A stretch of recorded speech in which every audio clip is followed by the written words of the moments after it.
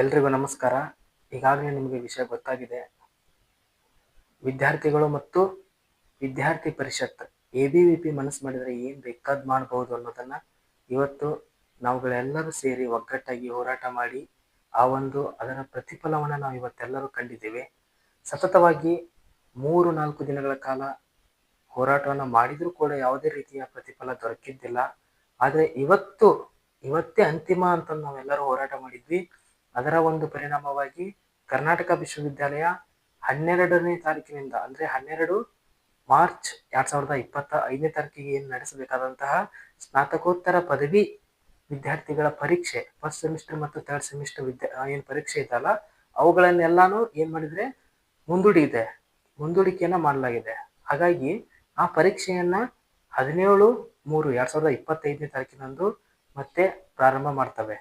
ಆದ್ರೆ 12ನೇ ತಾರೀಕು ಮತ್ತು ಅದರ ನಂತರ ಇರ್ತಕ್ಕಂತಹ ಪರೀಕ್ಷೆಗಳನ್ನ 17ನೇ ತಾರೀಕಿನ ನಂತರ ಏನಿದೆಯಲ್ಲ ಆ ಪರೀಕ್ಷೆಗಳನ್ನೇ ಕಂಟಿನ್ಯೂ ಮಾಡ್ತೀವಿ. ಅದರ ನಂತರ ಈ ಪರೀಕ್ಷೆಗಳನ್ನ ಅದರ ಹಿಂದ್ಗಡೆ ಹಾಕೋತೀವಿ ಅಂತ ಅವರು ಹೇಳಿದ್ದಾರೆ. ಈ ಒಂದು ಕಾರ್ಯಕ್ರಮಕ್ಕೆ ಭಾಗವಹಿಸಿ ಈ ಒಂದು ಹೋರಾಟಕ್ಕೆ ತಾವೆಲ್ಲರೂ ಸೇರಿ ಒಗ್ಗಟ್ಟಾಗಿ ಬಿಸಿಲನ್ನದೆ ನೋಡಿದ್ರಿ ನೀವೆಲ್ಲರೂ. ಇವತ್ತು ಅದರ ಪ್ರತಿಫಲವಾಗಿ ಇವತ್ತು ನಮ್ಮೆಲ್ಲರಿಗೂ ಸಿಹಿ ಸುದ್ದಿ ಸಿಕ್ತು. ಈ ಒಂದು ಹೋರಾಟಕ್ಕೆ ABVP ಹಾಗೂ ವಿದ್ಯಾರ್ಥಿ ಸಂಘಟನೆಗಳು ಏನಿದಾವಲ್ಲ ಎಲ್ಲರಿಗೂ ಕೂಡ ಹೃತ್ಪೂರ್ವಕವಾದ ಧನ್ಯವಾದಗಳನ್ನು ತಿಳಿಸ್ತೀನಿ. ಹಾಗೆ ಕರ್ನಾಟಕ ವಿಶ್ವವಿದ್ಯಾಲಯದ ಕುಲಪತಿಗಳು ಎಲ್ಲರಿಗೂ ಕೂಡ ಧನ್ಯವಾದಗಳನ್ನು ತಿಳಿಸ್ತೀವಿ. ಜೈ ಹಿಂದ್.